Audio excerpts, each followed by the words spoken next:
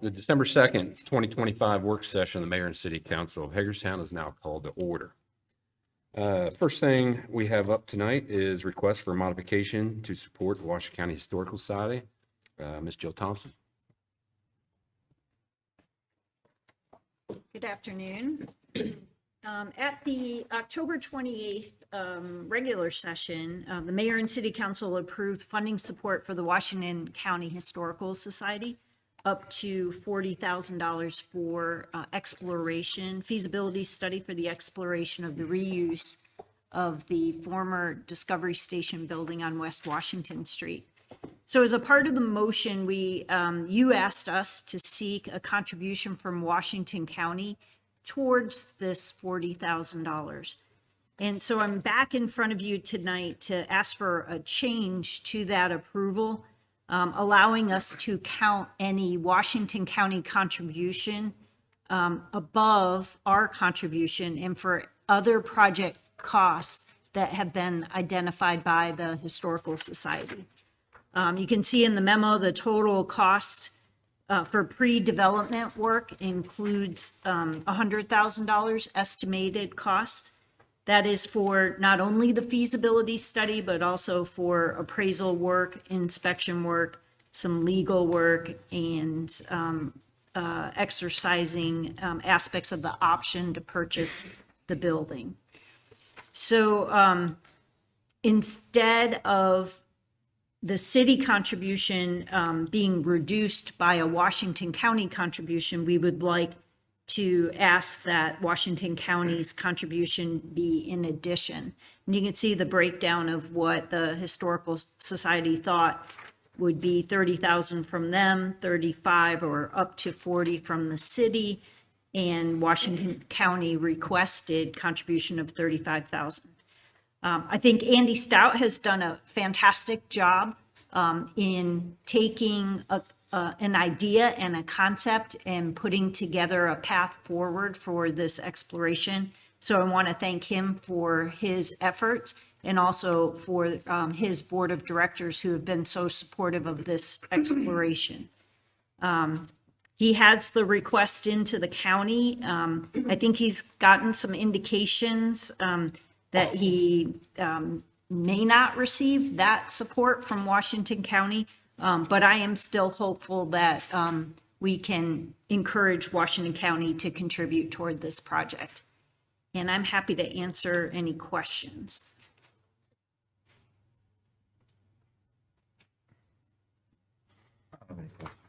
Anybody else? And we'll do another quick motion just so that it's in the record, and that'll be at the regular session this month. Sounds good. Thanks, Jill. Thank you. Next up, the City of Hagerstown's ERP system transition to Workday. Warren Reed and Dave Wood. Good evening.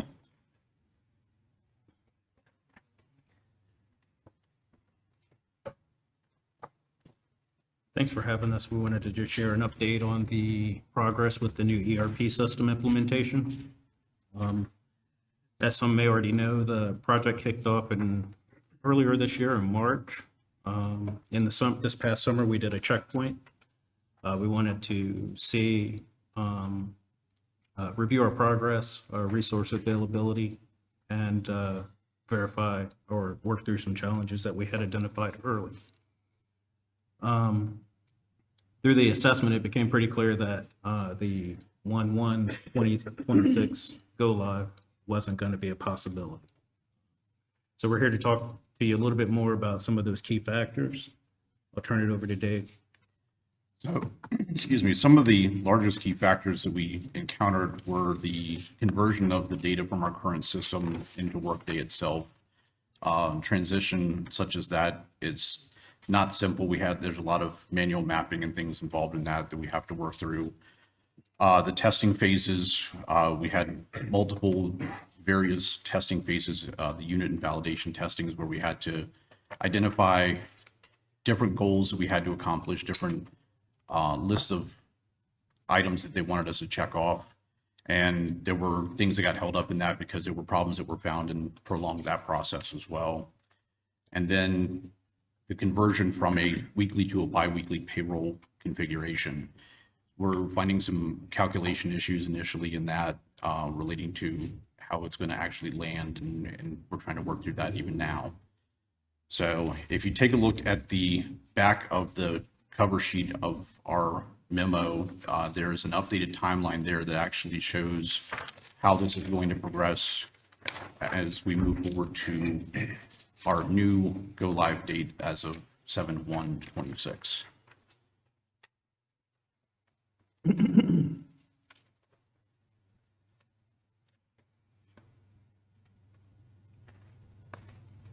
So essentially, we're moving from January to the July timeframe, just due to those factors that we discovered along the way. We're literally at the 6-month mark in the project. So I think, realistically speaking, some of the adjustments that we've made to the scope of phase one will put us in alignment to reach the July 1 go live. The change order, referring back to the memo, the change order, the components of the change order literally take into account two modules that we're going to move from phase one to phase two, two modules that we're removing from the project, and then we did a $0 swap for two additional modules. All that comes to a grand total of $448,000. Of which 71.5% is going to be covered by Workday. The city's obligation will be 28.5%, or a total of $127,000. And that's what we wanted to present to you today, the extended timeline, the additional cost, and some of those figures along. My only comment is around March, if you can come back and give us an update to see if July is still the target. Absolutely, we can Or definitely do that. June, sorry, June. Yep, we can definitely do that. We can continue to provide updates as progress is made and as additional challenges are identified. There's a possibility of that as well. And there will be additional communications that we'll be issuing within the Workday structure itself that we can also help to include you guys on as well, so that you're aware of that progress just the same. Thank you. Thanks. Okay. Thank you. Absolutely.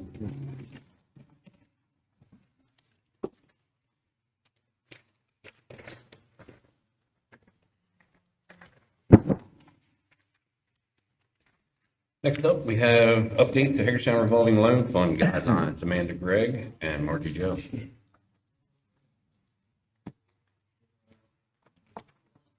Good afternoon. So we're bringing back some minor changes to the revolving loan fund. It has not been brought back to Mayor and Council since 2017. Most of these changes are pretty minor, just kind of cleaning some things up and relooking at it. We went in front of the Hagerstown Loan Review Authority to make sure that the committee was good with all the changes and anything suggested. And they are all in agreement on all the changes. So basically, we're just adding a few things of ineligible costs for rental investment projects, just to make that clear that it is more on a business standpoint.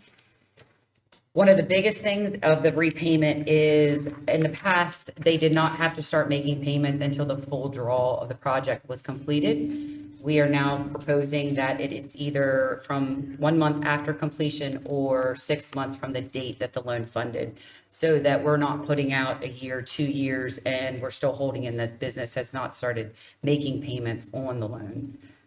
That next one is still that we did increase fees, we doubled fees. Those have not been looked at since 2013. Still very minor in comparison to a commercial loan.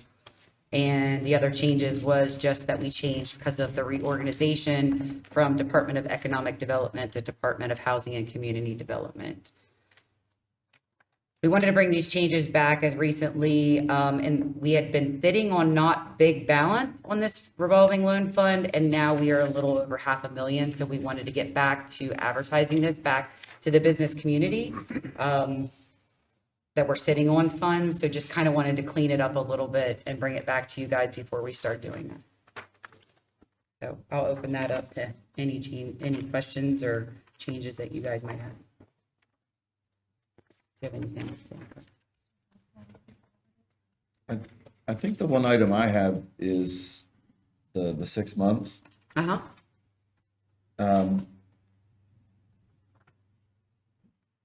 Does that, I mean, have you talked with a number of the loan applicants? I guess maybe to see if that's aggressive or if that's Are you talking amenable? about like from a banking standpoint or for somebody that's going to that has Yeah, taken loans out? I think for the borrower, like is 6 months. So most of our committee is all commercial loan officers, and they found that that was very reasonable timetable. So one of the things that we are changing is in-house. This money used to be held by the city, and obviously it's a reimbursement process. So when a construction job would be done, they would send money in, and we would fund it off out of their loan balance as it was being done. What happened was what we tended to see is maybe the last 20,000, they just sat there and never drew from it.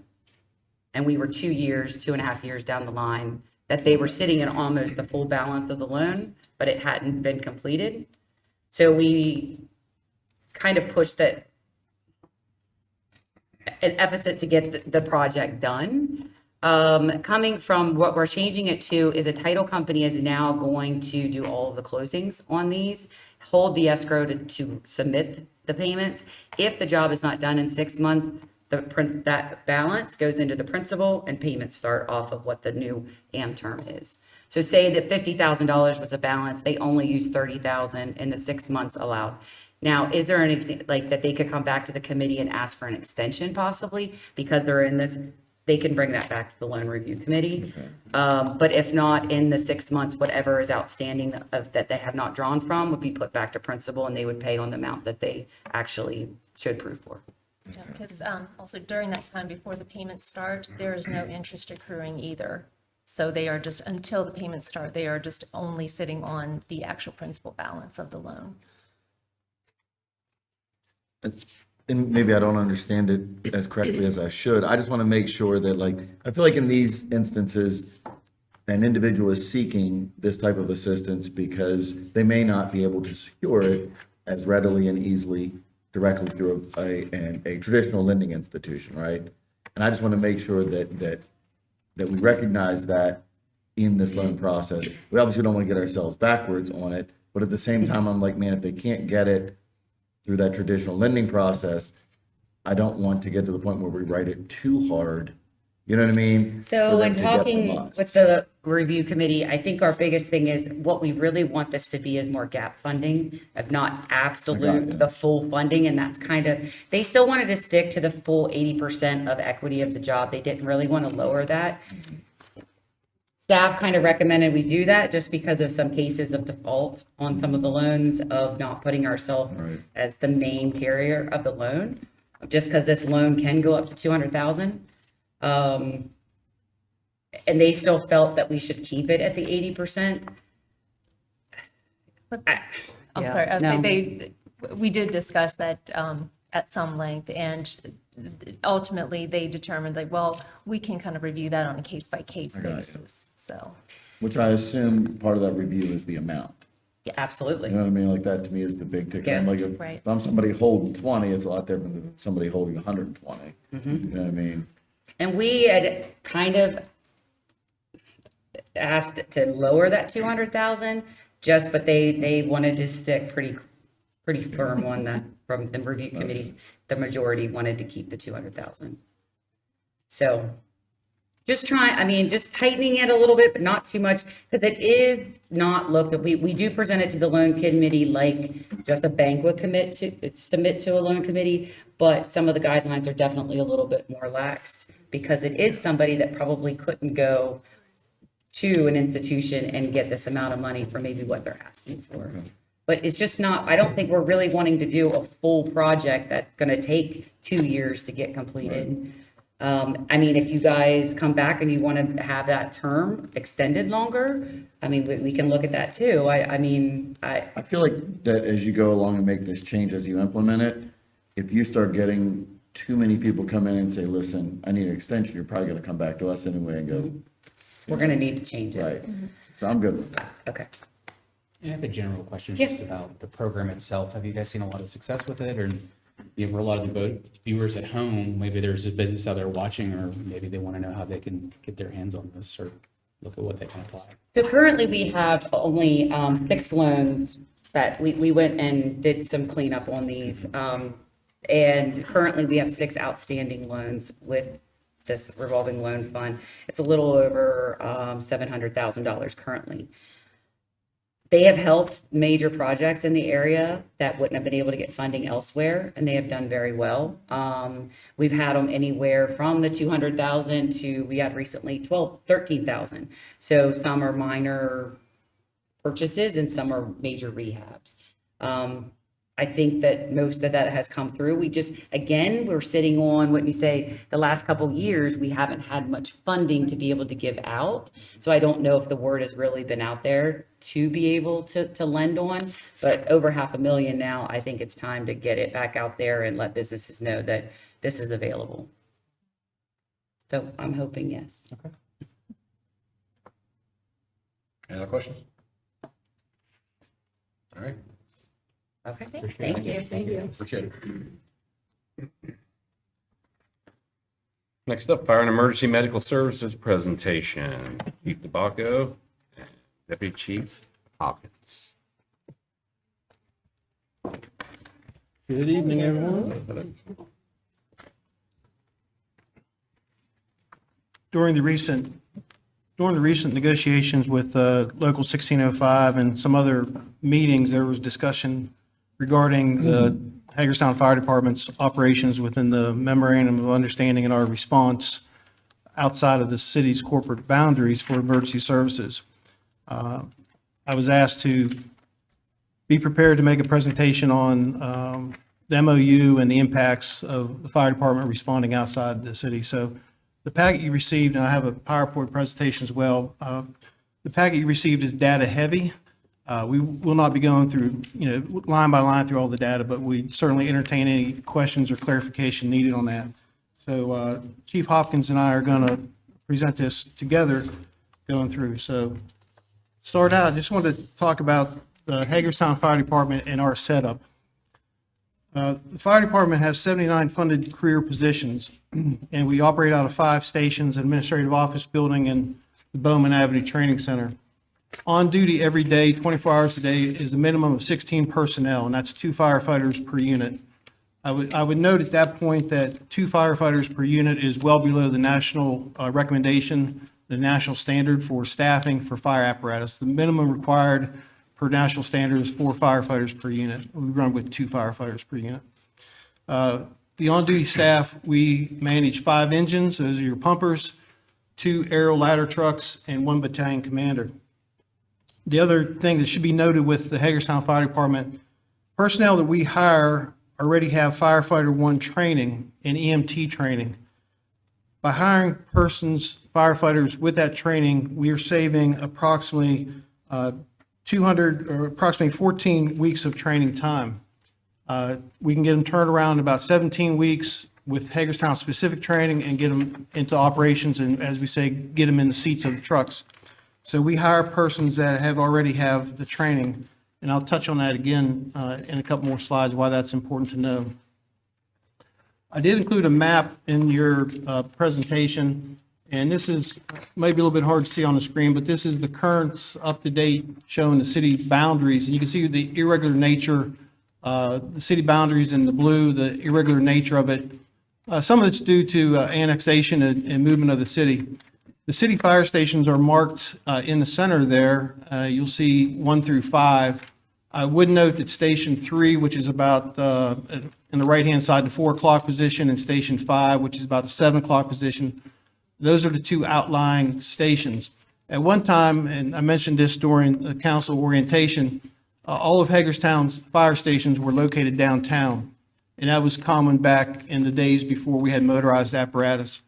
As the city grew, the boundaries went out, but the fire stations really didn't move out with the boundaries. Station 3, which is on Eastern Boulevard North, is the only one of the fire stations that is owned by the city. That building was built in 1997. It's 30 years old. The other fire stations in the city are owned by the city volunteer fire companies. Noted that the station on South Potomac Street next to the Meriden Theater is an early 1800s model station, so it's well aged. And our fire administration building on Eldridge, we are currently in year 2 of a 6-year lease for that facility. We do not own that building where the fire admin is located. Hagerstown, we also have 6 volunteer fire companies in the city, or we call them city volunteer companies, and those are listed for you there, stations 1 through 5. You'll note at Station 3, I said that we own the building, but Independent Junior Fire Company and Pioneer Hook and Ladder, those 2 volunteer corporations, they run out of those stations, and that is the location of the other stations. Each one of these volunteer companies receives funds that are distributed by the Washington County Volunteer Fire and Rescue Association in a varying amount. Approximately $125,000 per year they receive, plus $38,000 in gaming funds. And we'll talk a little bit more about what they don't receive from the county or through the county system. Each of these volunteer companies, while they own the stations, it is the city who provides the people in the fire trucks or equipment that's in the stations. We ask the volunteer companies to provide additional equipment, purchase equipment for us. They provide some furniture for the station and some other things like that, but there's really no consistency between the 6 companies and what they provide to the city. Okay, aside from the 6 volunteer companies that are part of the Hagerstown Fire Department, there's 27 total volunteer fire and EMS companies that make up Washington County's volunteer side of it and are represented through the Washington County Volunteer Fire Rescue Association. Subtracting the 6 from the city, you're down to 21. And now we have the Division of Emergency Services of Washington County, and they're beginning to provide staffing in varying numbers to 16 of those 21 stations, staffing both fire and EMS units. Career staffing for the Division of Emergency Services began back in 2006 with part-time staffing only at their Special Operations Station when it existed in the 600 block of Frederick Street. And those were your first paid fire operations personnel in the county. Of note, IAFF 1605 represents both the city and DES career firefighters. I would just add on that slide, there was a note there at the bottom. We have 10 career Hagerstown firefighters who work part-time for DES. And I know that has been discussed previously about working part-time for DES. I would just say that firefighters have a very specific skill set. And I don't think you can go anywhere that a firefighter doesn't have a part-time job. Using a very specific skill set, making very decent part-time money, it's hard to blame the guys for trying to find part-time work to supplement their income. But a question was raised previously about how many we have who work outside the city, but for the county, and that number was 10 by our best calculation recently. Whenever you subtract the 6 city volunteer companies and the EMS only providing, you're down to 14 volunteer fire companies within Washington County. 6 of those receive full-time DES staffing 24/7. 4 of the locations have 3 people on duty 24/7. 2 locations have 2. 6 of the volunteer fire companies receive part-time staff. The part-time staffing varies by availability, and it only places a single driver operator in those stations. It's not a guarantee, and not all stations out of those that do not get the full-time receive it. Some of them deny needing that service. In addition to that, within the volunteer fire companies in Washington County, 27 HFD career staff volunteer within a county volunteer fire company, and then 17 live outside the county and volunteer somewhere back closer to where they live. And those numbers probably come into play, as I mentioned up front, we hire people who already have firefighter training. A lot of times, people get their firefighter training in their volunteer companies in their home communities. And we attract people from other agencies, from other jurisdictions, as well as from the volunteer service to come and work for Hagerstown when we hire. So it's not unusual for us to bring people in who are actively volunteering at their home communities. And while they're employed with us, they can still maintain that active volunteerism back home. Okay. Continuing with the county volunteer fire companies. Each of the county volunteer fire companies receive $25,000 per year for staffing. 11 of those volunteer fire companies hire their own paid staff, and 13 of our career members work part-time for Washington County VFC. The city volunteer companies do not receive that staffing money at $25,000 per station, which times 6 would be $150,000 total, like the county counterpart. Even the stations that have full-time DES staffing 24/7 still receive that $25,000 staffing money.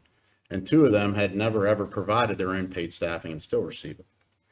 When looking at fair funding and things of that nature, I believe it would be a fair ask of the county to provide the staffing money for the city companies, but to route it directly to the Hagerstown Fire Department like the Senator Amos funds, so that the HFD could attempt to cover our current costs and to increase our staffing levels.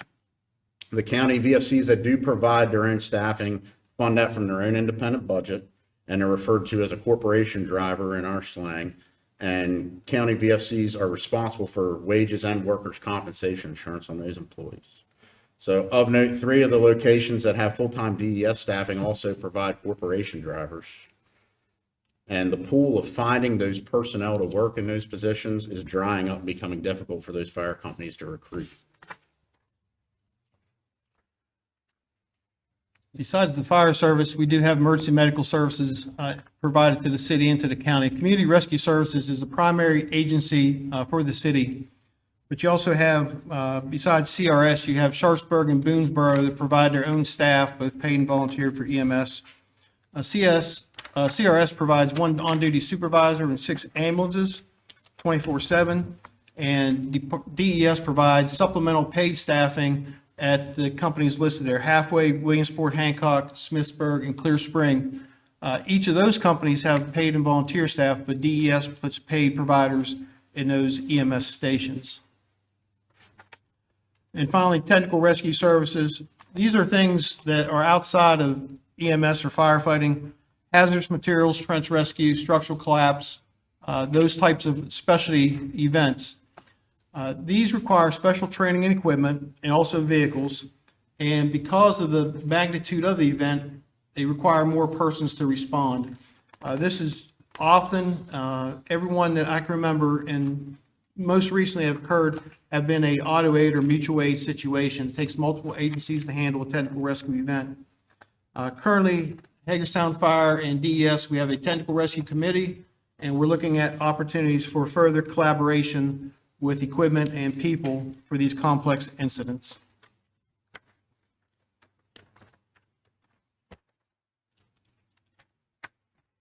So we have these listed as, the next slide is something as county contributions to the city fire department. And whether you want to call them contributions or things that are taken care of, these are contracts that the county DES has for equipment testing and maintenance that we take advantage of. And you can see on the list there, everything from hose testing to ground ladder testing, testing pumps, aerial ladders, medications for EMS calls, our portable radios. Those are all supplemented by the county for the city. The Senator Amos money, which is actually state funds, but it's managed by the county, we get approximately $78,000 per year in Senator Amos money. As Adam said earlier, the city volunteer fire companies do not receive the Senator Amos money. And so it's about $13,000 per company. And since we have 6 of them, we get it all put towards our operating budget at $78,000. One of the things that we do not get reimbursement for from the county that the county volunteer departments do, and that's for fuel and maintenance reimbursement. We do not get that.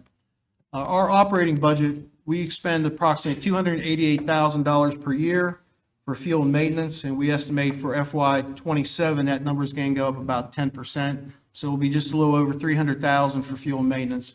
That's another area we believe that discussion maybe can be had with the county to see if they'd be interested in continuing or considering us for fuel and maintenance costs for our apparatus. All right, when we look at the county contributions to the city volunteer companies, For vehicles that they have, they get the fuel and maintenance reimbursements and the insurance on those vehicles. They do have accident workers' compensation insurance through the county. The county provides them volunteers with medical physicals. They have the length of service awards program, which is that tax incentive program and retirement funds after 25 to 35 years of service. Each of the stations gets a utility cost reimbursement. The county also provides firefighter protective equipment, the structural firefighting clothing. The stations get an annual allotment of $125,000 per company. They get a share of the gaming revenue, which is approximately $38,000 a year. It depends how much tip jars people play. What they don't get is that $25,000 staffing money or the Senator Amos funds, because the Senator Amos funds come directly to the HFD. Previous to 2021, the city volunteer companies only received half of what the regular allotment was. So kudos to Dale Fishak, who is our fire marshal, who was president of the County Fire Rescue Association at the time. He was able to fight for and brought DES and the commissioners on board to fully fund the city volunteer companies to that full annual allotment that the rest of the county volunteer companies receive. I would say that the money that goes to the city volunteer fire companies, we have no control over that money. And as I said earlier, it's inconsistent in their contributions to the city when we ask for, they will come forward and provide equipment for us when we ask, but we have no way to tell you how they spend that money and how much money they have on hand. But that's the money that goes to the city volunteer companies. When we look at the city contributions, the HFD, what do we do for the county fire companies and for DES? We have unlimited, no-cost use of the training facilities at 940 Bowman Avenue. And with that, we provide specialty instructors at overtime cost for training. So the reason for that is to protect the significant enhancements, investment that we have made at our training facility. We now require any live fire exercises of an outside party to be fully coordinated with our instructors to light and control fires. And we don't pass that cost along to utilize the facility because it's a requirement that we have to make sure that we maintain our investment. Another item to note, we have a peer support team. We're the lead agency and team management and coordination for that. Mental health awareness progressed significantly in emergency services and has become an essential component of workforce readiness. Peer support teams now represent the best practice across the fire service, and through collaboration with Local 1605, HFD continues to lead the area in developing and strengthening those support systems for our personnel and the personnel that are out in the county, both fire and police.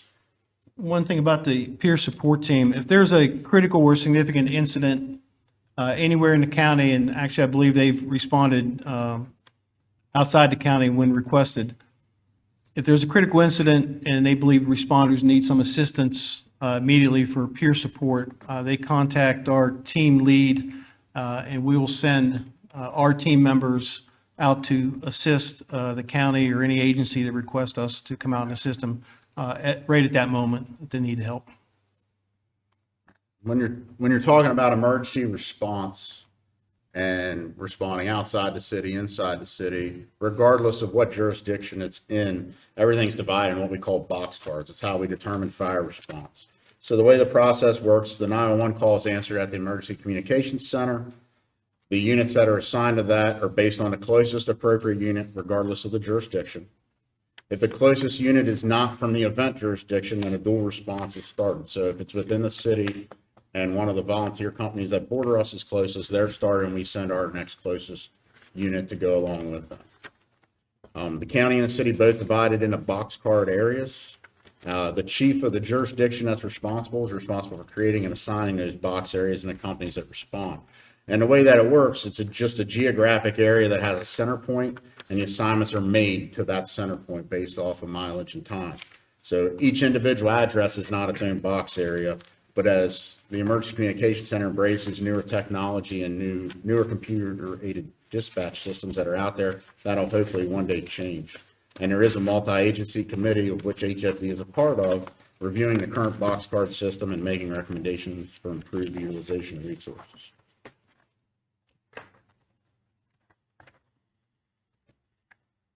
As I said up front, one of the things that we were asked to look at was the memorandum of understanding, the MOU. The one that's currently in effect was signed in January 16 of 2020. It's going on 6 years old, between the City of Hagerstown and the Board of County Commissioners. It can be canceled by written mutual agreement of the parties or upon 90 days, written notice by one party to the other. I included a copy of the MOU in your packet. A couple of the key highlights or points that one provide to the MOU to help understand how we respond to calls. The purpose of the MOU is to provide cooperative assistance in service and to augment services of each other. And the agreement is that we will send the closest appropriate service resource in accordance with the best industry practice. The parties will perform, on page 3, it tells you, the parties will perform under obligation, obligations under this agreement without reimbursement from each other. And then there's a statement on page 4 relating to the tax differential that nothing will be construed against the city or nothing against the county with respect to the tax differential, and the computation of tax differential applied to either party. Automatic aid is limited by the MOU in that no agency will send more than 50% of their resources outside of their boundaries. We have it specified in the MOU that Hagerstown will only send, or will not send, any more than 2 engines, 1 truck, and 1 battalion chief out of the city for automatic aid. Remember, we have 5 engines, 2 trucks, and a chief on duty all the time, and the most we're going to send out is 2 engines and 1 truck and 1 chief. When I have the statistics on one of the back pages, you'll find that 62% of the time, we send 1 engine outside of the city for automatic aid. And 88% of the time, if we go outside the city, it's 2 units or less. Part of that reason is when we get to the numbers, and you remember with the map, how irregular the map shapes looked. There's areas of Funkstown, for example, and areas of Halfway, for example, that their fire apparatus are closer to the city than our fire trucks based on our locations of our stations. And so we will be responding outside of the city into their areas as well as them coming into our areas. And I'll cover those briefly when we get to that last slide. But the automatic aid does have restrictions in it. The MOU has restrictions in it on how many apparatus and people we send out. So I just wanted to make it clear that if there was a fire outside of the city, we're not dumping the entire city resources to Morgansville or to Halfway or to Williamsport. At the most we would send is 2 engines, 1 ladder truck, and 1 battalion chief. Even if our additional units are closer. So even if our 3rd and 4th engine are closer, they are still only getting 2 engines and a ladder truck from us.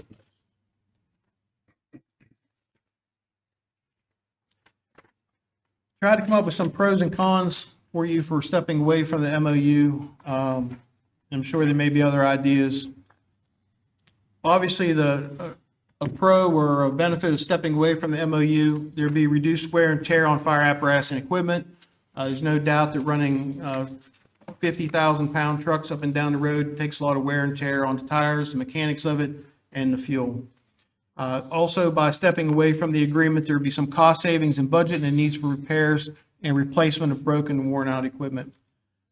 I believe the cons of it, stepping away from it, the downside, there's probably more than in favor of it, in my opinion. One, our mission is to save lives and protect property. And that's in the MOU, we send the closest unit for that purpose. And if we stop sending the closest unit, in essence, the city fire department not responding outside the city borders, you're going to have increased risk of harm to the community without the closest, most appropriate unit response. When we look at the map, people, if you don't have a physical address, you're only on a street, you don't know whether you're in the city or outside the city. For example, if you were driving on Mount Etna Road off of Eastern Boulevard, the city line is just a very short distance up Mount Etna Road.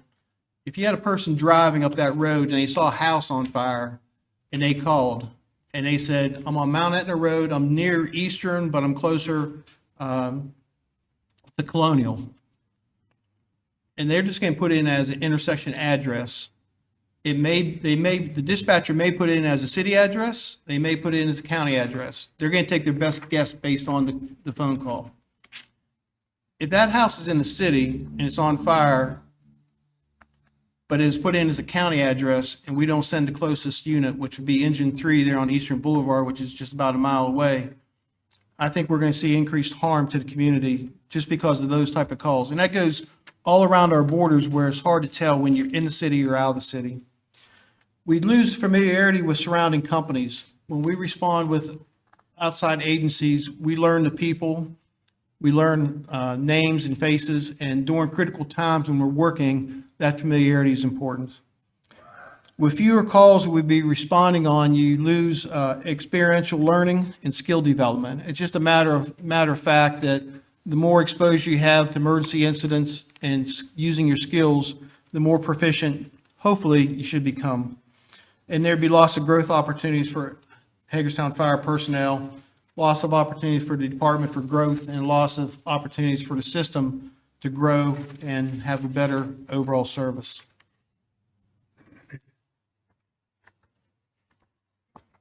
The last slide I have up here is on response data, and we pulled 2 calendar years of data from November 1 of 2023 to November 1 of 2025. Total events in that 2 years, we responded to 8,969 calls. 85% of those calls were within the city limits, and 1,363 were outside the city limits. That's 15%. When you look at the most frequent out-of-city responses, we went to the Funkstown Fire Company's first due area the most frequently at 39%, and Halfway Fire Company's 19%, and the numbers go down from there. If you look at the map and think about those numbers, it just kind of makes sense why we go to Funkstown so often, why we go to Halfway so often. It's just the way the borders are into their areas. I did mention that when we go out of the city and how often, we sent 1 unit, and this is over a 2-year period, we sent 1 unit out of the city 850 times, and that's the majority of it, 62%. And we sent 2 units out 88% of the time. Only 48 calls in 2 years did we send all 4 units out by MOU. So 2 engines, a truck, and a battalion chief. In 2 years, that happened 48 times. And finally, interstate response. I had to give interstate response a note in there. Almost every interstate event will get a automatic aid response. There's nowhere on the interstate when you're driving, it says you're in Hagerstown, you're out of Hagerstown, you're in Hagerstown, you're out. And if you would just go from 70 and 81 and travel north on 81, you have pieces that you're in and out of the city. When somebody calls in an accident on the interstate, they dispatch it to the closest location they know or the milepost they can, and it may or may not be in the city. And those calls there are about 299 interstate responses in 2 years. Those are just unknowns whether those are in or out of the city. So I wanted to include those numbers in there as well.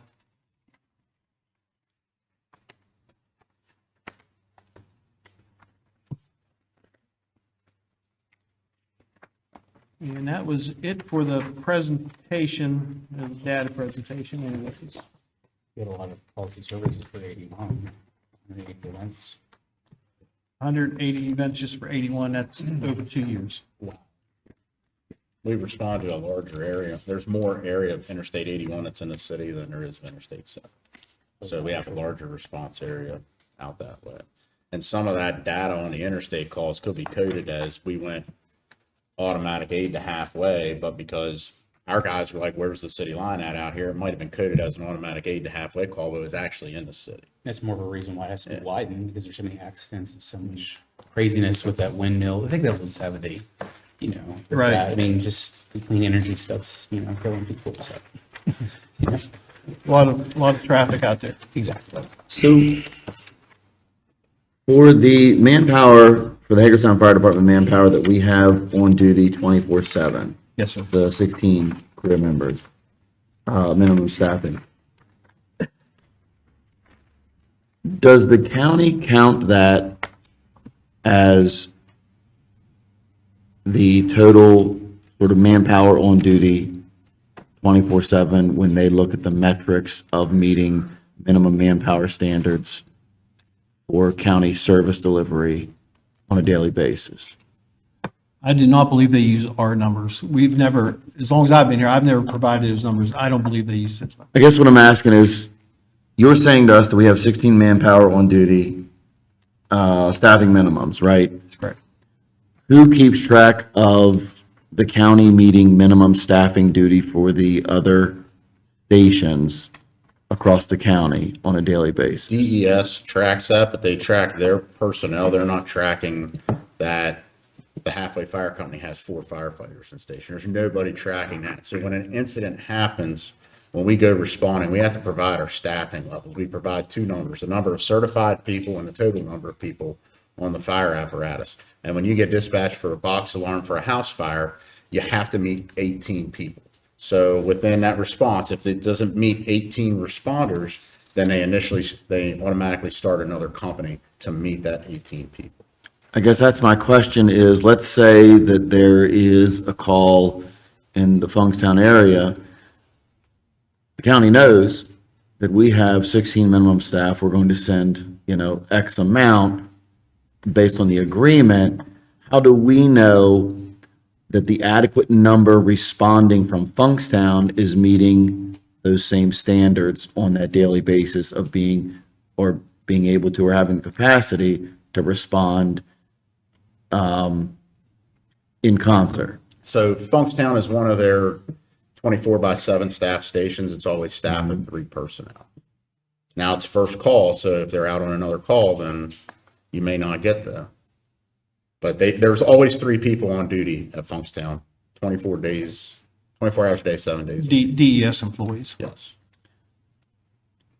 at Funkstown. Right, so let's just take one of the stations where there isn't that we respond to. I'm just trying to figure out how they are able to concur that, that we're responding in concert accordingly with, you know what I mean? That requisite minimum number of people. Yeah, if I follow your question, there's really no way to gauge or tell how many volunteers are going to show up on the call. And that's what Adam was saying, that when a company marks responding, they give a number. And there's an effective firefighting force, there's a target number that has to be met. So when they dispatch the assignment, when that number is given, if it doesn't meet the effective firefighting force, they call it replacing. They will add additional volunteer companies to it until they get that number. But there's no way for them to know that when they call out those additional volunteer companies, that those additional companies are going to have X number of individuals ready and able to respond either. That's correct. No, they get alerted and they have 5 minutes to respond. Right. So, Or they, or they fail to yeah, they respond. and fail in the replace. call. Now, the normal staffing for the county is 3 people. What they recognize as normal staffing is 3 persons per fire, 3 trained persons per fire apparatus. So if they go with less than that, they're considered understaffed. When you, in your report, you cite that there are, I think it was either 10 or 11 individuals that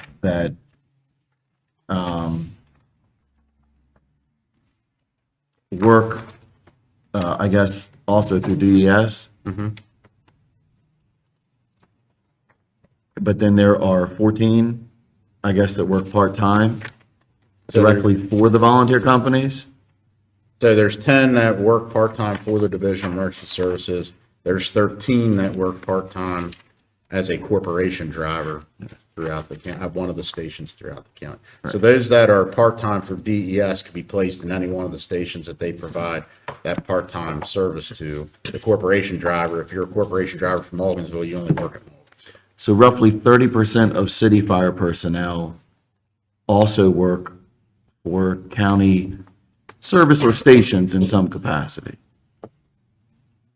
It would be hard, I mean, we can go back and look at that number. Some of the people who are part-time DES employees also are part-time corporation employees. They work 2 part-time Right. jobs. So those numbers, they might be counted in both pools. But it's That's what I'm saying. So it's about 30% of our personnel. it's probably pretty close. I'll give you that. And that's without looking at who may Who's also doing both, volunteer yeah. right at the other stations. And yeah, that's not even counting in the, So, and I have a lot of questions, and I'm just gonna try and get through the highlights of the thoughts on the numbers in my mind at the moment. I'm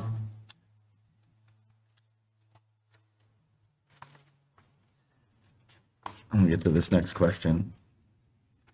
So are the bulk of the calls, and I struggle to use the term, the county coming in the city, because there is no such thing. Doesn't exist. And I say that because I'm a county resident and I pay the full rate of property taxes to receive county fire service. It isn't as if the county's coming into the city and doing something for me as a city resident that I'm not paying for as a county resident. I'm paying the full amount to receive exactly what anybody living anywhere else in the county receives as it applies to fire service. So when I read the mutual aid agreement, I read some of this summary, it reads as if there's this suggestion that the county is somehow coming into the city. And that's just not the case. The city happens to exist within the county just like every other municipality exists. We don't say the county's going into Williamsport or the county's going into Boonesboro, none of which, any of those municipalities provide any level of service commensurate with what the city provides as it applies to this particular governmental function.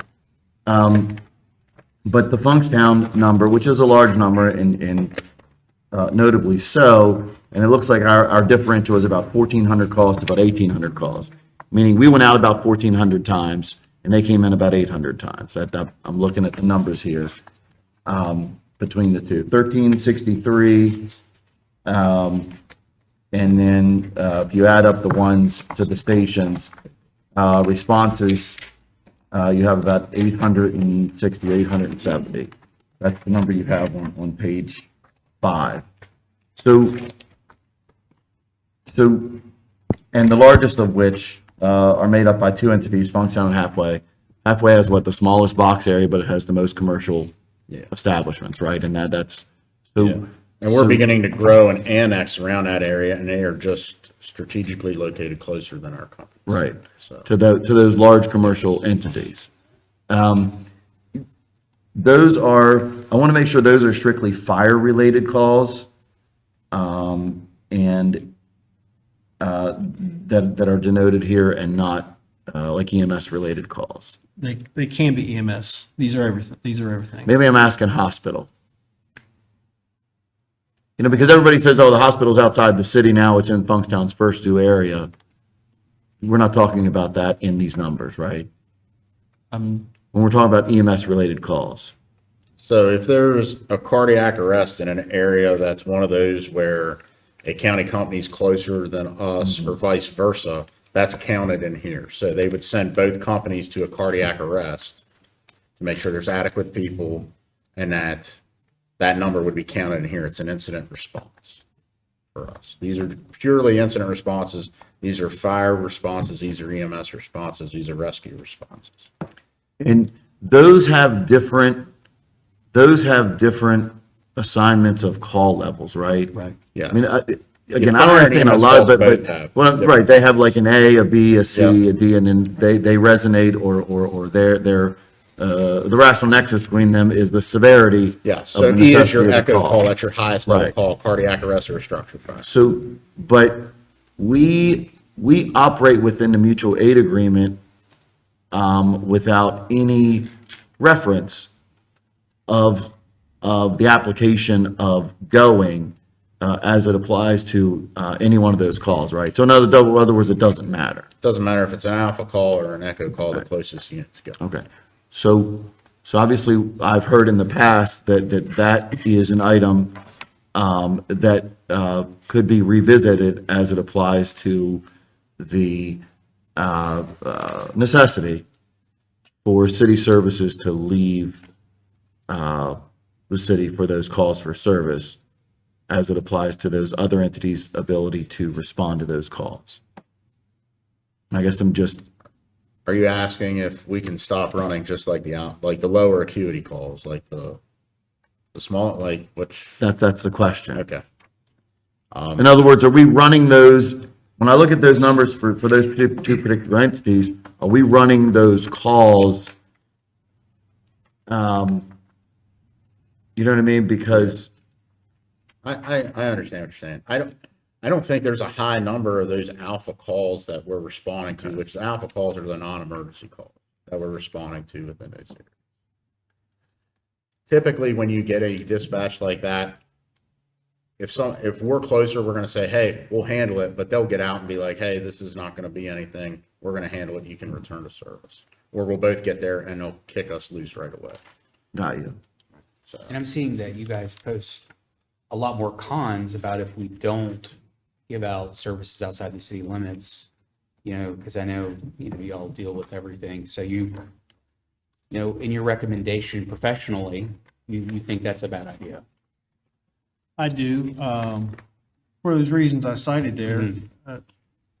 I think there's room for improvement, and there's been a lot of discussion about the tax differential and the fair tax, and I really understand that, and I think the councilman and I had a conversation before that this is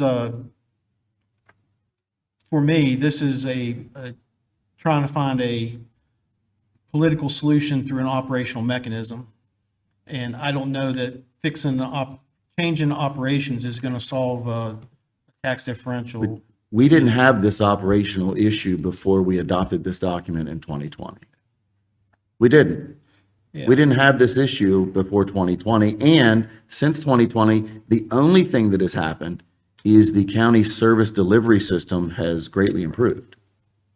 So we have a county system that has greatly improved in terms of investment in manpower, apparatus, equipment, et cetera, into that system to make it a more robust paid system, recognizing what we recognized decades ago, right? But for the less than 1/3 of the people that exist within that system, we're paying a much higher rate to receive that level of service without any recognition that if it didn't exist, that threshold, that entity that's responsible to provide that service would be beyond their capability to meet. So operationally, we didn't have this issue before here. We adopted this mutual aid agreement to sort of address those issues of the odd boundary that you say, to address the issues of the coordination within the 911 center that exists. You know what I mean?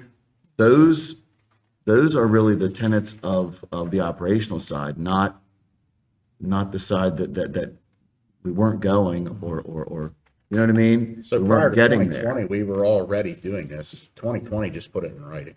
We were Yeah, already, and we listen- were already doing this, and if That's they right. tried to request more, the shift commander would get on the radio and either give a blessing to send it or say, no, we can't send it. And if you go back to the tapes, when we adopted this, and I voted in favor very reluctantly, and what I said at that time, at that meeting in 2020, I say again here today, it is absolutely the county's way of getting out of the conversation about tax differential. In other words, this conversation about tax differential didn't just pop up 6 months ago, right? And I'm talking to the delegation the other week, who makes me sound like some horrible person that wants to end public safety services, right?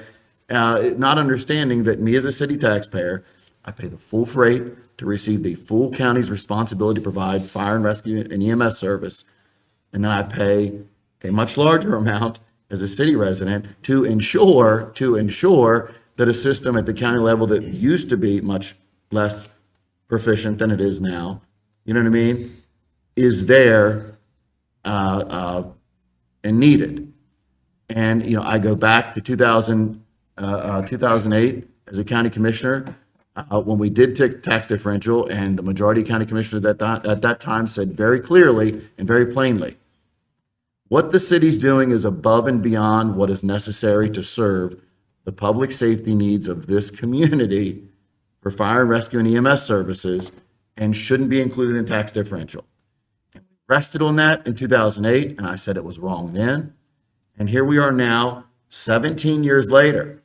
And it was only 4 years ago because I guess it was the administration with Leroy Myers and them, they sat in here and I presented the numbers and said, here's what you're not doing. You're making us pay for 911, right? You're not giving us fair compensation for the volunteer companies that happen to exist in the city or covering these ancillary costs, which they've added in since then. And it has moved the ball very slightly. But I firmly believe that this mutual aid agreement was put in place to nullify. I mean, you have it in there in bold in this memo from the staff.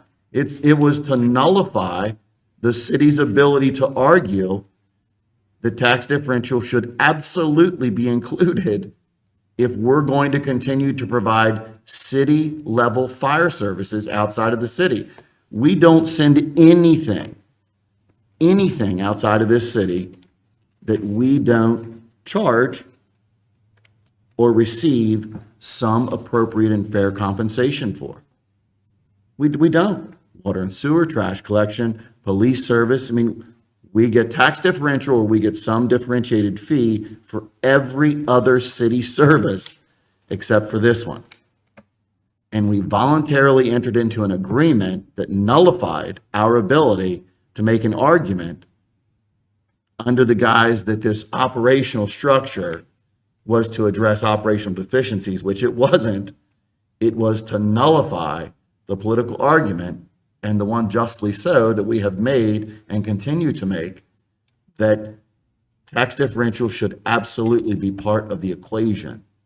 And I don't know how else to get there at this point with 3 different county administrations that look at this and say, you know what, city resident, if you want to pay an extra $700 a year in taxes for city service, we'll continue to accept that fire service from your city for free for the other 110,000 people and businesses that get to benefit from it for nothing.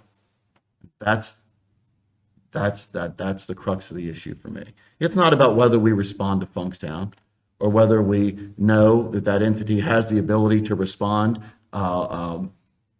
comparatively to what we can to any call at any point in place.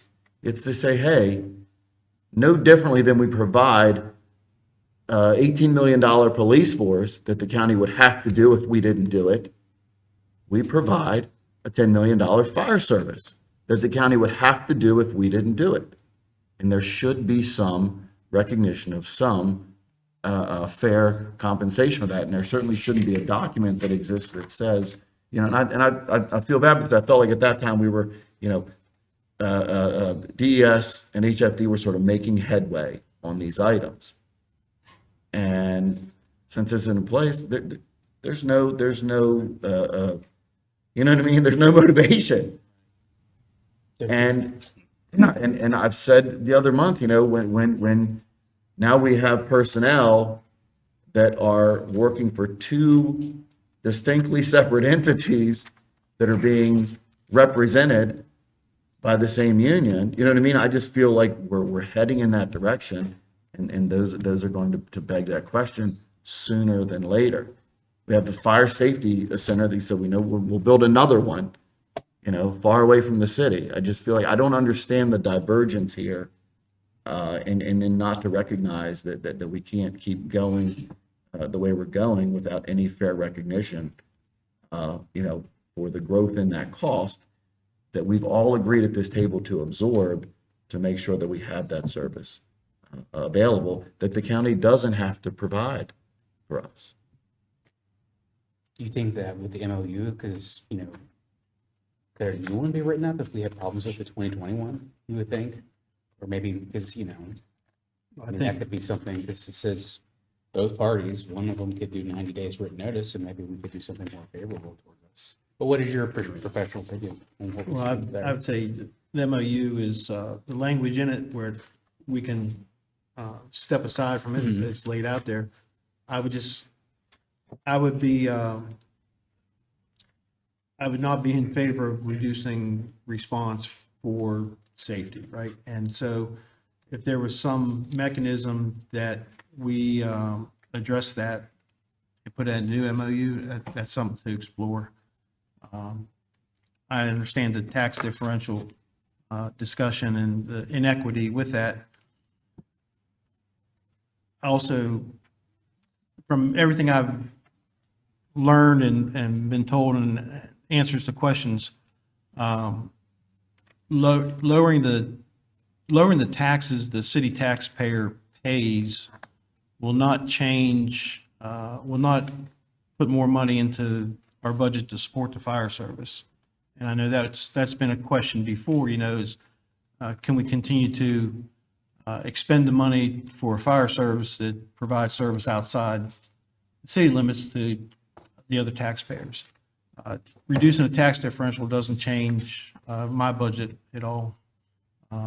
And I'm kind of happy or proud, if you will, that you don't have citizens standing up here before you telling you how terrible the fire service is or complaining about the fire service they're receiving. I think we deliver an outstanding service. I think the citizens are happy with the service they get. And any change in MOU where I don't think the city resident will see a difference, I think it would impact globally in the way of the county and our residents, it would impact safety.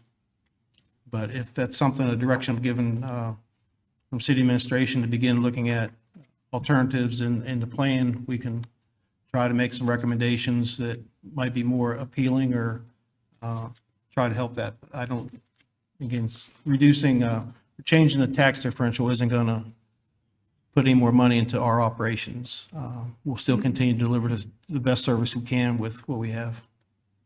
And if we wanted to look at that, some of those items where that staffing money and that fuel maintenance reimbursement, just off this year's budget numbers, you're at about $450,000. That could be reimbursable to us if they would be willing to do that. And that would be another one of those steps, I think, as Councilmember Alshire said, that they've taken with like the $125,000, another one of those steps in that direction. It'll probably delay that tax differential discussion further, but it would be another step in the right direction to get the funding that we should. Yeah, I mean, I remember being on the ESAC committee and asking the question at the table, why aren't the city stations eligible for that funding for staffing?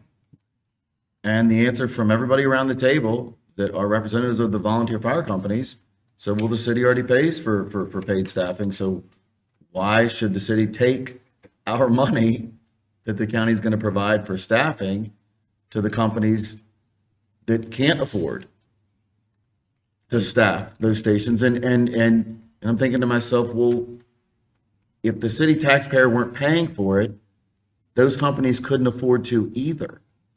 Like, they're not in a different boat, and the only reason they're in a different boat is because this body has said we're going to have this service at this level. We should be just as eligible for those things. Well, if you think about it now, back from when you were on the ESAC committee, now those companies that are getting the full-time DES staffing are still getting that $25,000. Those companies aren't providing the staffing, somebody else is, just like we are providing the staffing in our Right. station, somebody else is. So they should be eligible for that.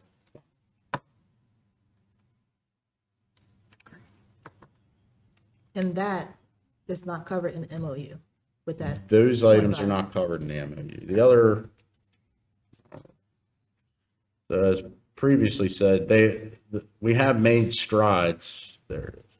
So the county is funding us for our hose testing. They have made more strides since then. The hose testing, the ground ladder testing, the testing of our fire pumps and aerial ladders, which are required. All that stuff is required annually. EMS supplies is a big one. They do provide us EMS supplies, AED pads on a regular basis, all the different medications. The portable radios are $12,000 a piece. So there are things that they are providing. It has gotten a lot better since when I started here, but there's still room for improvement going into the future.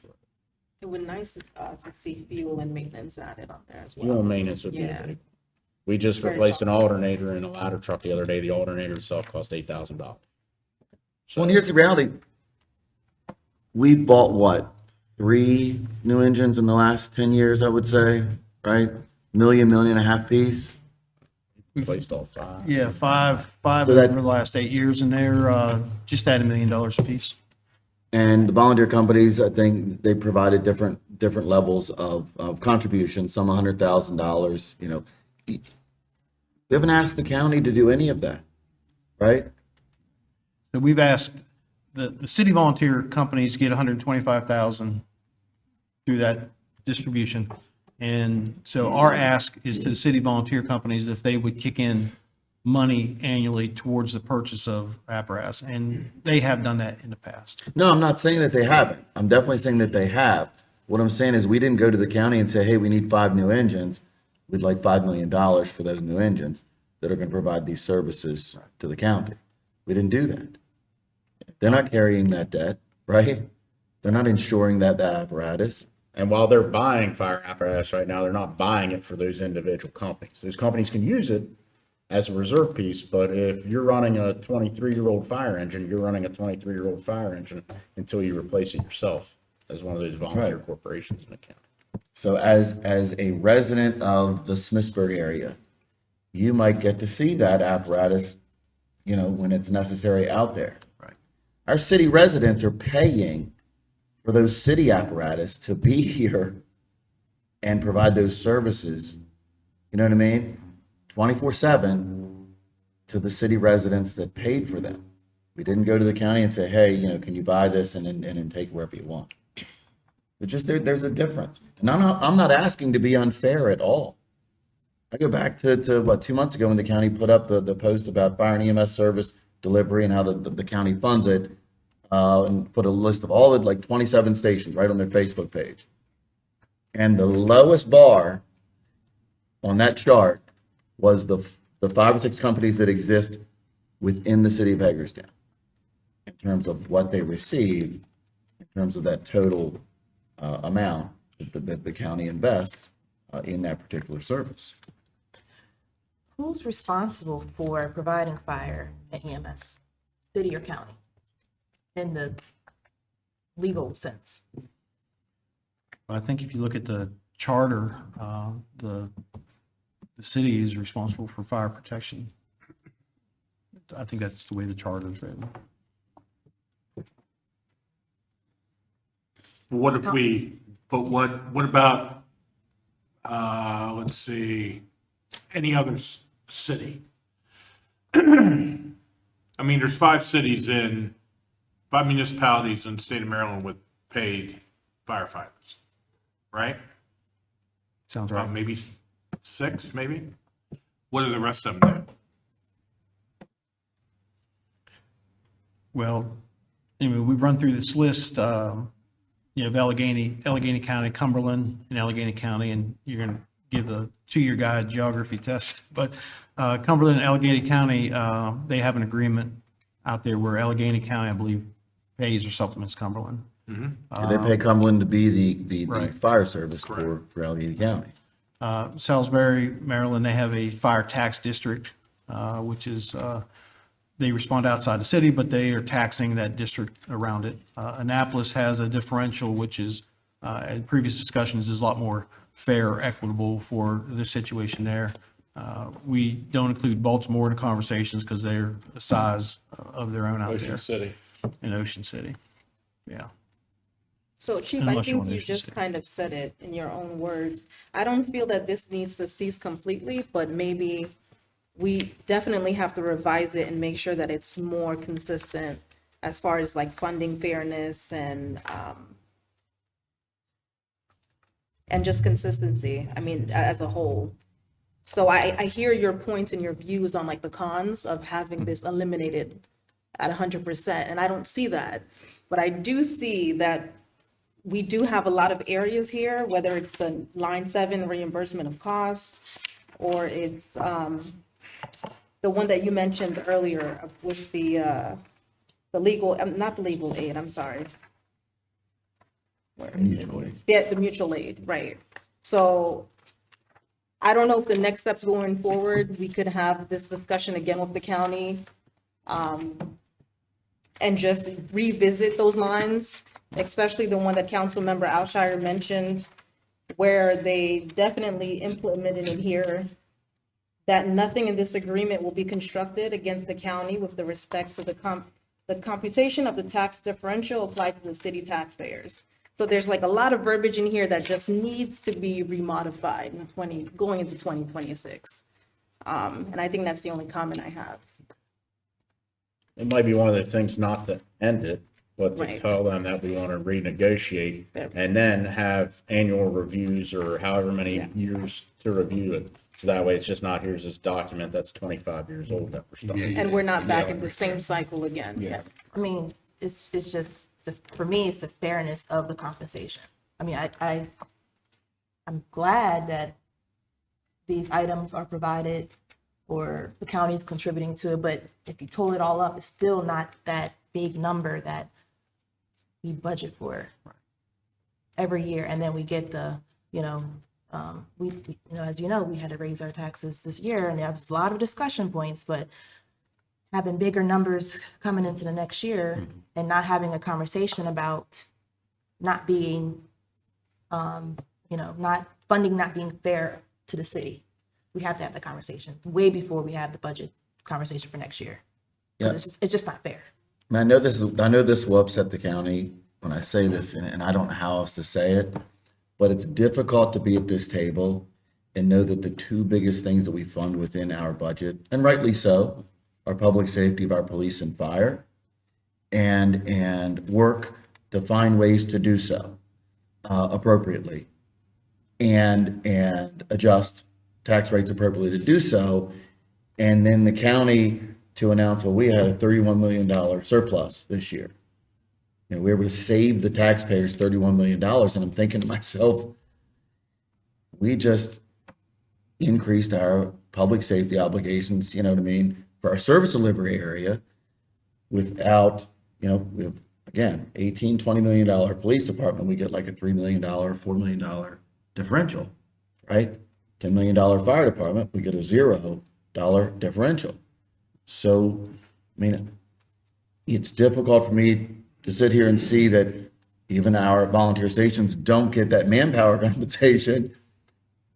And an entity says, well, we're able to save the county taxpayer, millions of dollars.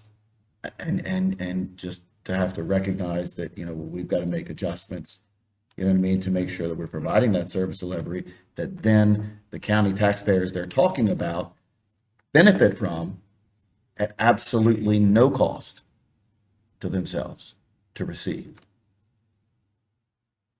And then to have to listen just a couple months later to the county commissioners say that they have staff investigating whether it costs more to educate a kid that lives in the city than lives outside of the city. Like, you tie those things together and you're like, what are your priorities? Because they seem to not be taking the city into account. They seem to be looking at the city as a burden. And then I look at the service delivery that again, our very good fire department provides, and I think, that's not a burden, that's a benefit. But you're not seeing it as that, and you're not treating it as that, and it's just unfair. Anything else? We are one county. I appreciate the information. Yeah. Thank you. Thank you.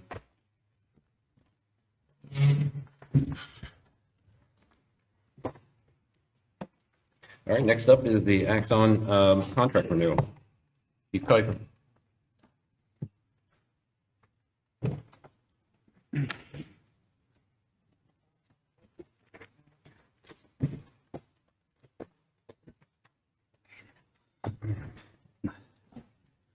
Good afternoon.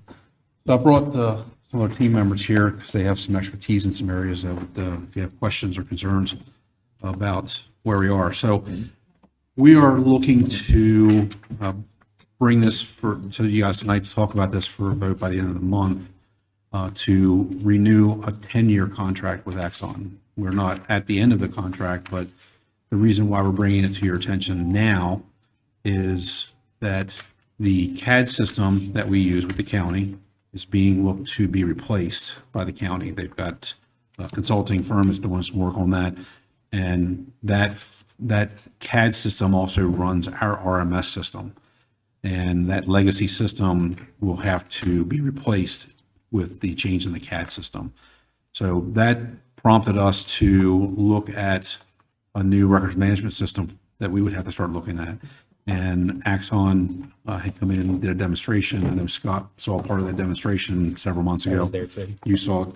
And so that prompted us to look at the contract at that point to see where we could land on that. So the way the RMS system works for, say, Axon, is if we decided today we wanted to go with them for this RMS system, we wouldn't get billed for it until it's actually implemented and put in place.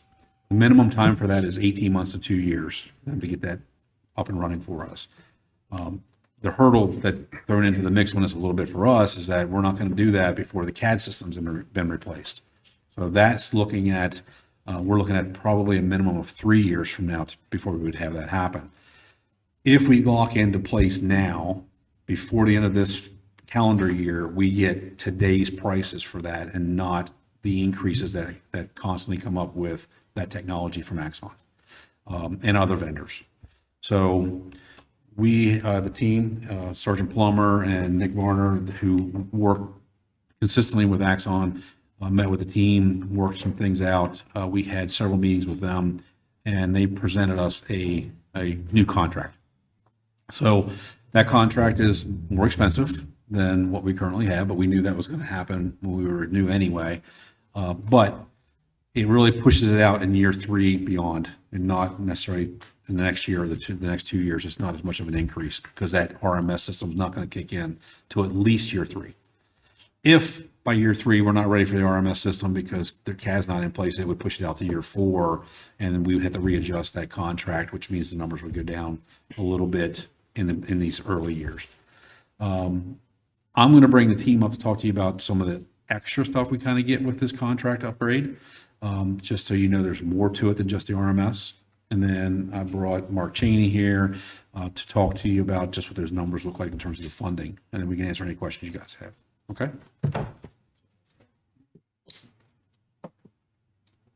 Hi. So some of the advantages I'm going to talk about are one or two things that we've already come to you about. A few years ago, I came to you guys and asked for Axon Respond. Axon Respond gave us the ability to live stream the body cameras and use GPS to track officers. Helpful if we can't find an officer, helpful if somebody needs to see what's happening right then and there. With Axon being a technology company, they've changed some technologies, and now with this new contract, we would have the ability for the body cameras to actually translate for us. Right now, they do 50 languages. They're working for a goal to have 140 languages in the next year or so. Simply works, officers on scene, somebody starts speaking a different language they don't speak. An officer can press a button on their body camera and start listening and recite back to them what has just been said. They can then respond back. The body camera will then translate it for them and say it back to that person. It gives the officers the ability to service people in the community without any sort of hesitation. Along with that, we would be getting a newer TASER model with the ability to upgrade in year 6 of this contract. Again, as technology advances, the original TASERs were used mostly for incapacitation tools. That's changed. They're now a de-escalation tool to try to bring people into custody without having to use force. Inside of those weapons now are a lot of gyroscopes and a lot of scientific stuff that goes way beyond my expertise of how it's done. But I do know what's happening inside of it is it tracks everything that the weapon does. When that weapon camera or when the battery for that weapon gets docked, it goes into a system. That system is the body camera and TASER administrator. I can then go in and see how many TASER exposures we've had, how many times a weapon has actually been used to de-escalate a situation, simply by pulling it out of the holster, raising it up 90 degrees, or using a warning alert, which is just a tone and some flashlights to just get somebody's attention and say, hey, this is your last chance. We don't want to do this. So with those, I could come back and have more transparency of how well the system's working. You know, if you hear from people, well, you know, the Hagerstown Police Department used those tasers 6 times last year, I can come back and say, yes, we may have used it 6 times, but we de-escalated 30 times. We used the warning alert to talk people into handcuffs 60, 70 times. I'll have much better tracking of that. We're also going to get a program called Performance. What Performance will do for us is it'll give us an insight of how our body cameras are being used. I'll be able to track body cameras on, how often they're recording, when they're recording, what they're doing. On top of that, right now, currently, there's myself and another sergeant that are in charge of doing audits. Every quarter we go in and we check body camera audits. Right now, that solely lays on us. What this program will do is it'll automate that system, and it will assign sergeants different levels of videos. So we can set it for anywhere from 2 to 5. They'll be in charge of reviewing their own officers' body cameras. We can actually set the standards. We can set what they're reviewing for. We can set what we want to see. We can make critiques. We can make praises. We can do different things, but what we'll do is we'll create a more transparent system so that more eyes are on cameras and checking the systems, making sure there's more compliance. Along with compliance, there'll be another program called My90. What My90 will do is it will use data from 911 calls to send a survey to the citizens, and they can actually respond and rate their service of the police department. Inside of that, we can also put that out to interior inside agency. We can send it out to officers to kind of find out what the pulse of the agency is, what we're not getting. It could be anonymous, so people don't actually have to say, you know, make a complaint, or they can give the agency praise. So a lot more transparency tools, a lot better grasp for me to see what's happening with our technologies that we're getting, and a few more technologies to help us provide better services to the citizens. Yeah, and in addition to that, obviously, we've spent the last several years building out our technology footprint in the city, our camera system, as well as introducing drone technology. This rewrite has some pretty cool features that actually build on what we're already doing and help us be a little bit more effective and efficient with the technology we have. Some of you guys got to go up and see our real-time information center or have seen pieces of it. Obviously, we're using a civilian-backed unit there to really pull this technology together. But there's 2 things I want to highlight in this rewrite that we would get. Like I said, that'll just kind of put us to the next level. Eric, I did put a slideshow together real quick just to kind of show where we're at and where we're going with the technology. So you can see we have introduced different technologies already. Our street camera systems, we have evidence.com, which is a backbone of our digital evidence storage. We have training that goes with that. We've introduced drones. Kind of as we've grown this out, we've started to introduce other pieces with third-party technology. Hard to read on this screen here, but with third-party storage, we've started to integrate investigative tools into this atmosphere as well. And then since then, we've introduced our real-time information center. This is where all these technologies start to come together.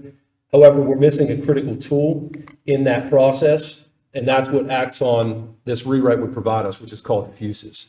Fusus is a dashboard that exists that brings these silos of technology into one mapping software. It's easily accessible by our real-time information center, as well as you'll see down at the bottom there, we have drones, and then we have what we call DFR, which drone is a first responder. And we'll touch on just what that looks like from Axon as well. This is just a quick image of one of our Fusus maps that we currently have. Right now, you can see it has our body cams, our fleet vehicles that have the dash cams in it, but it does not ingest any of the other video technologies that we have. It doesn't pull in our 600 plus cameras in the city. It doesn't allow us to pull in any video from third-party entities.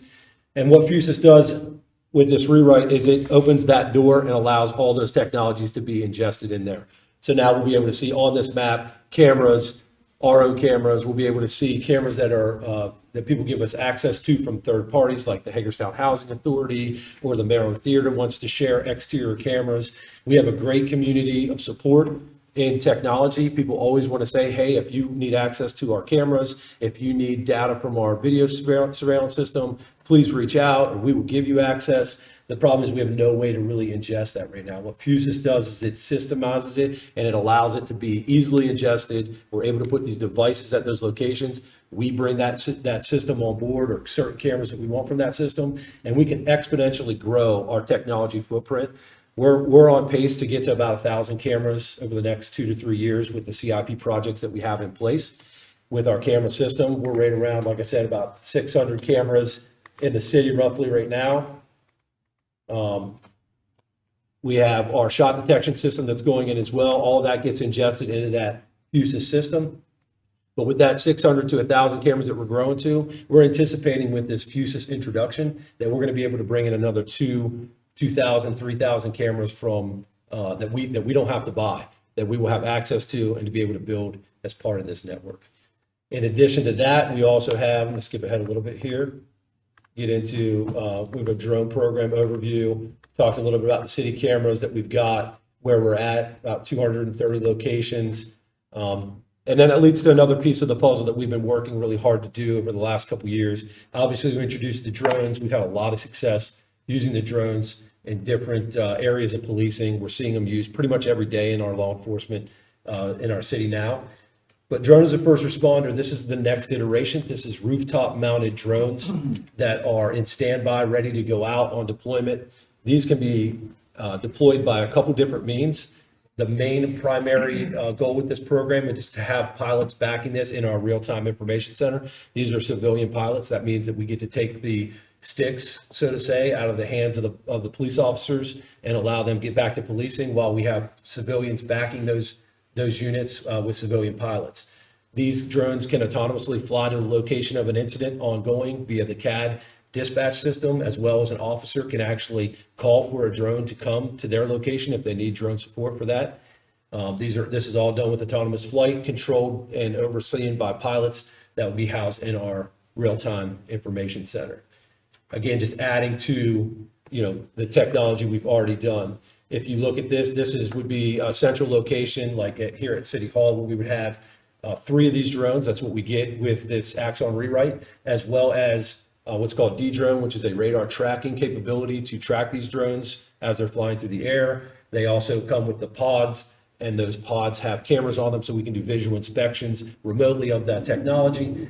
This gives us a 2.5 mile radius from our downtown and handles a lot of the calls that come in are inside that 2.5 mile radius, and it gives us a response time of about 1.5 minutes to any of those calls within that area with that drone technology.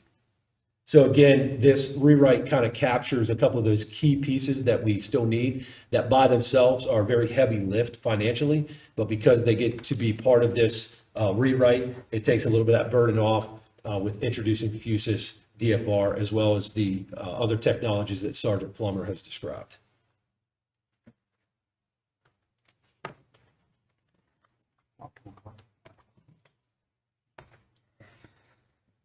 So Mark's going to talk to you about what the numbers look like for this contract, but with that, I want to say that we have been looking and where there's going to be savings to the increase in this contract.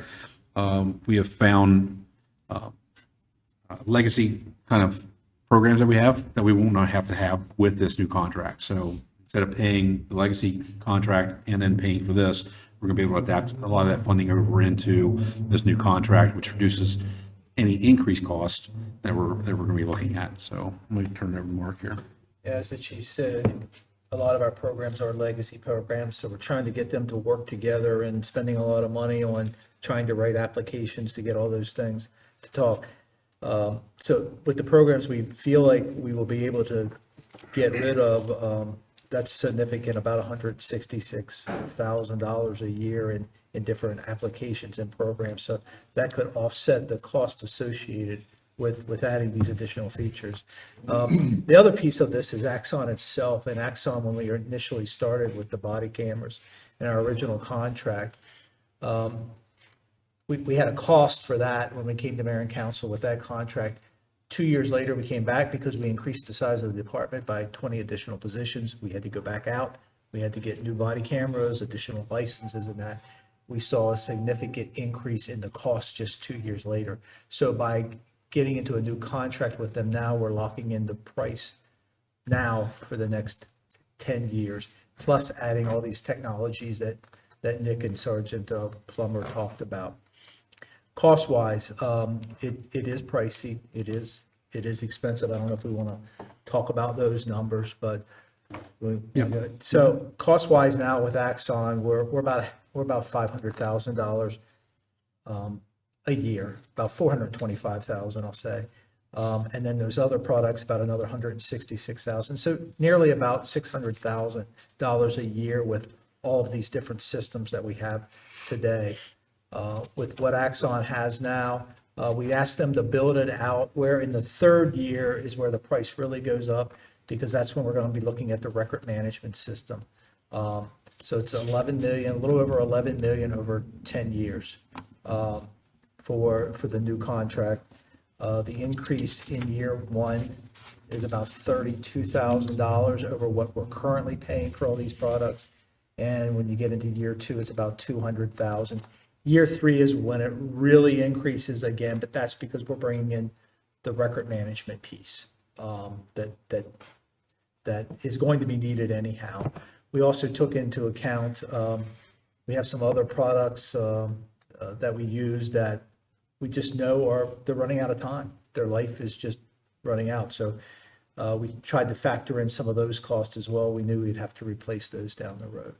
So one of those things he's talking about is our interview room system that we have for the Detective Bureau.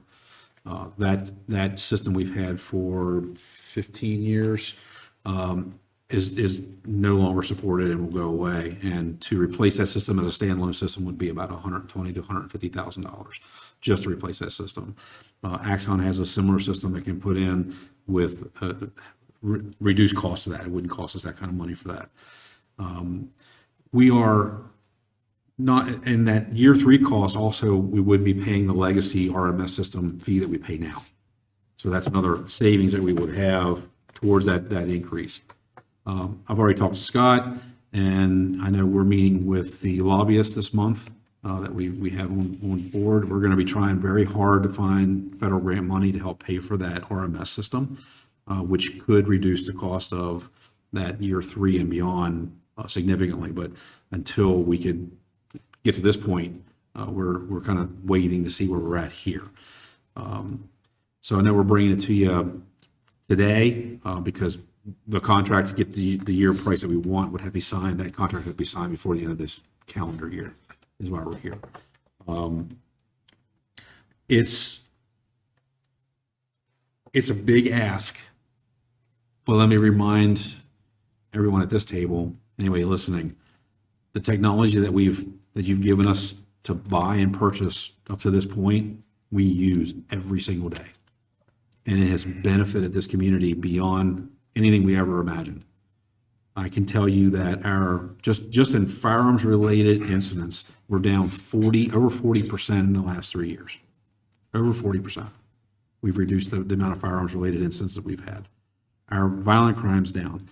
Our smaller crimes, we actually solve those crimes on a regular basis.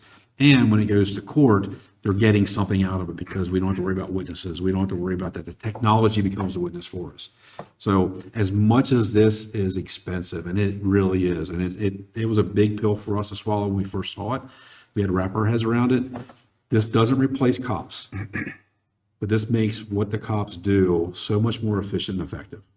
And if nothing else, and safer. And if nothing else, over the last 5 years of us doing this and with the drone technology we've done, I think we've proven we know how to use the technology. And whether you know it or not, I can tell you that around the state and beyond, we are the model for technology-driven policing. We are the model. People come to us on a weekly basis wanting to know how we do what we do, how we got what we got. And in large part, again, you guys gave us that opportunity by giving us the funding to be able to do this. So kudos to the council for approving this. And But we become that model. It's something to be extremely proud of. I know I am, and I know the guys that run this technology every day are really proud of that. So we get some cool new features with it. That's not what we're going for this. We needed that RMS system. We need that. That system, we can't do our jobs without a records management system. And there's some really neat, cool features with that records management system that we don't need to go into today. But that will make what the guys and gals do on the street so much more efficient and effective. They'll save about 40% of work time just in report writing alone when we get that new system up and running. Which again, frees them up to be on the street to do the policing part of it and not to do the administrative part of it, which is writing a report and all those other little features that we do in police work. So it's a heavy ask. I'm hoping that I've put enough effort into this over the last 6 years that I've been doing this, that you guys trust that asking for it, we're going to make it work to the advantage that we can. And there's going to be a huge benefit to this community by adding this contract and these new features to it. The drone as a first responder alone is additional calls that can be handled by a civilian in our Arctic Center that doesn't require an actual human cop to go to those certain calls. They can fly that drone out and handle that call without having to send a physical being there on certain calls. The safety mechanism of that, the body camera stuff that translates, all those things that our society is changing, we really just makes doing the job better, provides a service that we were supposed to do, serve and protect, and that's what we're trying to do here. So willing to take any questions, and my team, anybody who's willing to take any questions, specific or otherwise. I enjoyed Sergeant Plummer's demonstration at the fairgrounds with the technology.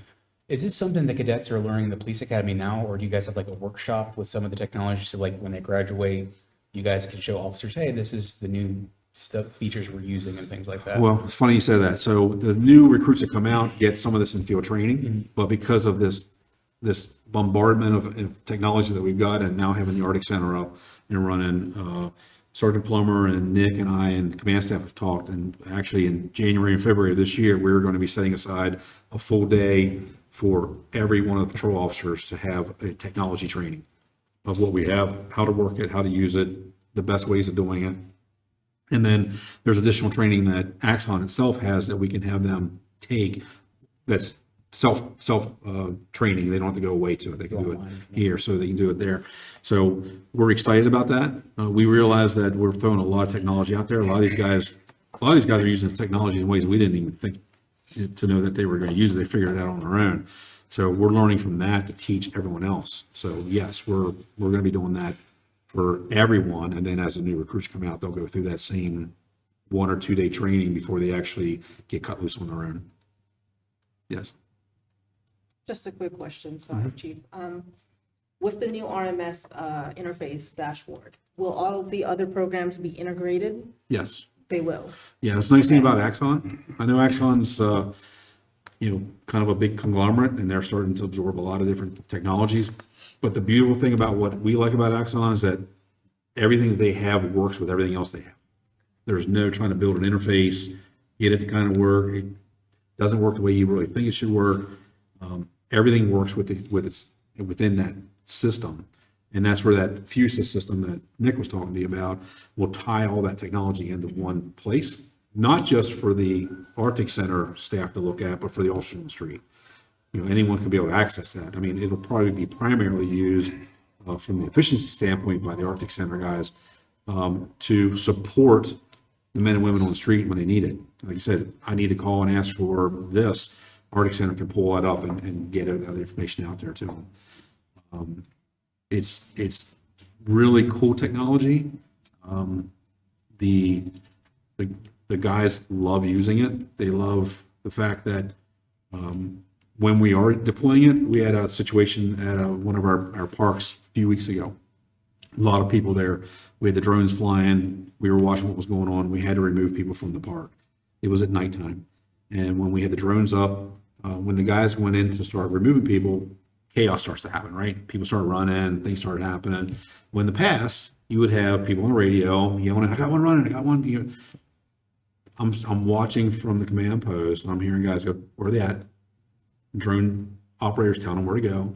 Everyone's calm, It reduces that tension on the officer side. And we're able to solve that situation without any use of force situations and really make it a safer environment to go into these things. That's where the technology has been very impressive for me, is to see how everyone's just so calm because they know there's asking a question on the radio, and either another officer in a car is looking up that stuff, or the Arctic Center people is looking it up. Supervisors looking up and directing people where to go and what to do because they trust the technology to guide them to do the best job they can do. Thank you. The presentation reminded me a little of when we first, when GIS first rolled out, I was planning and zoning. GIS was like, okay, we got these layers. That was the first technology to create layers, but then it took a while. Now you can put all the layers together. It's like GIS for police services, is what it reminds me of. It really is. And I guess at some point, it won't just be GIS layering, like the next thing, 5 years from now, you'll come in and say, hey, we need this AI system to come in and it'll be the assistive voice that, what do you want to see? I want to see this, and it'll sort of, There's a lot of emerging AI technology that we've been looking at and seeing out there. Are they gonna write reports and things like that, I heard? There are already systems that do that. Okay.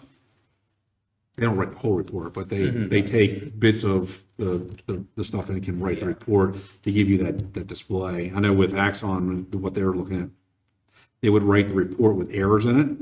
And if you don't catch the errors, it wouldn't even accept the report. So it makes you be the actual person writing that report too. So it will automatically throw errors into the report. Those are things that we think we might be able to get with the RMS system, but it requires that system to be able to do those kind of reports. We have a lot of other technology we use. We use things for training that we do for tracking our training. It's called Blue Team. That's a legacy thing we won't need. This will do that for us. The internal affairs, which is what Sergeant Plummer works in, we use a software system there. That system won't be necessary anymore. We can use this system here. Gets it all in one place, does all that. I like the forward section of this. We didn't talk about it, I don't think, the dashboard part that we talked about. There's going to be a dashboard for this that's more robust than one we pushed out today. And that's all driven by the technology. The other beautiful thing about the technology about going with this is that we can build into the records management system and our reporting system any questions we want answered by our officers. So I'm going to use the ordinance that we just had put in place for the no camping ordinance, and you had questions and wanted data from that. We could build into the report questions that we want answered that we then could pull that data from much more easier than having to create what we did to get this data for you. It'll make the job easier for the men and women doing this. They're not putting more work onto them, but it also makes it easier for us to get the data that we want. That now it's junk in, junk out sometimes. And with a legacy system, it's not as robust. The RMS system that we have isn't even remotely as robust as what the new systems that are out there are. And we've been looking to want to go to a new RMS system for a couple of years, but we're tied in with the county. We share that data with them. We don't want to lose that. The nice thing about having to go to a new CAD system is that Axon, we can go to Axon and the county could go to another records management system and it won't matter. We'll be able to have at least a read-only view of each other's data, which is what we want to still have. So we're not pulling ourselves away from the county. If they choose that they don't want to go with Axon, they want to go with another company, we could still have that information sharing real time that we don't want to lose because that's valuable. It also evolves into more predictive policing instead of reactive policing, Yes. which we hear about more and more these days is, well, all you're doing is responding to calls. Well, no, with this RMS system and everything these guys have done, it allows them to be more predictive. It's like we talked about earlier, where the perception of some is that crime is only in this area or this area. And what this will allow the public to see is that that's where they may perceive crime happening is not where these guys are predicting and able to respond proactively to where crime is happening or may have a tendency to happen more. And it's true. I know in the conferences I've been to in the past, Hagerstown is a national model, not just a state, not just a region. It is a national model of how technology is being used, not to replace humans, but to give them the ability to do their job better. And I just think all of these guys sitting right here, right now, are leaders in that effort. And I saw the other night, for some reason I was up at 2 a.m. and the drone was up, and I got a notification the drone was up. And just watching that technology at 2 o'clock in the morning was eye-opening. And how that saves the manpower and the safety of these officers in a world that is not quite as safe as it used to be. That alone is enough to sell, certainly to sell me. I've been sold on this for a long time, as Joey knows. But that alone should be enough, the safety of these guys out in the field, to be able to be proactive in how they do their job. So it truly is a testament to this department, what they've been able to do over the last 5, 6, 7 years, and what the next 10 years can look like. We did meet with Michelle and with Scott, and we went over what this looked like in terms of the cost and where we were with it before bringing it to you. So Michelle's on board. She knows what it's going to take to make this happen. So I didn't want you to think we didn't. That alone should Didn't talk tell you finance. You know, I was gonna ask if Michelle was okay with Oh, no, I would not I go was against looking Michelle for for, it today before That alone should tell you that something. number popped up. I wouldn't, no, I would never live that down from Michelle if I wouldn't have talked to her first, so. We put a blindfold around her and put plugs in her ears. And do you think our lobbyists will help get grants with that? I'm hoping, I really am. I'm hoping that there are grants out there that give us that opportunity, and we are going to fight hard to do that. Whether there's federal grants or state grants, we're going to find, we have 3 years to look for that money. We for that RMS. made a lot of inroads down the way when we made that trip. Well, I can't remember, June we went down to DC. We made more of an impression than what we initially thought. So I think we're going to be in pretty good shape when it comes to the ability to get some additional funding. So we're going to work really hard on that. We understand the cost, so we're going to try to offset that as much as we can. We're good. All right, thanks, guys. Thank you, guys. Thank you. City Administrator. All right. Whether we know it or not, it's Christmas season. City Park tree lighting this Friday night, this Friday evening, 5 to 8 or so. Everybody's noticed everything's already set up for it and ready to go. German Christmas again at Hager House starts on Saturday, 10 a.m. There are tours at 10 a.m., noon, and 2 p.m. on the 6th, the 13th, and the 20th. Pop-up shops again this Saturday, 11 o'clock. They open up until 5, and that's all downtown. Diamond Fest is again this weekend, which has really gotten a great response and done, I think, brought a nice crowd of people downtown. And then the Gingerbread Dash, the 5K run, will be at Meredith Park on Saturday also. So it's just, if you, like I've said, a million times before, you can't find something to do in Hagerstown, especially at Christmas season, you ain't looking hard enough. So that's it for me. Thank you. Councilwoman Anderson. Nothing for me tonight, Mayor. Councilman Flaherty. Nothing from me. Councilwoman Bell. Yes, just want to thank everybody that pulled through and helped me for the community Friendsgiving. We really had a good turnout, and also shout out to Jamie and her crew that also did it. They served a lot of people. So I just loved how everyone pulled through and came through for so many people. So that's all I have. Councilman Abshire. Councilwoman Burnett. So, as the year is ending, I would like to ask mayor and council to start thinking about state of the city. I know Wes and Eric will love the planning in advance. You just get a Right? chill, Wes?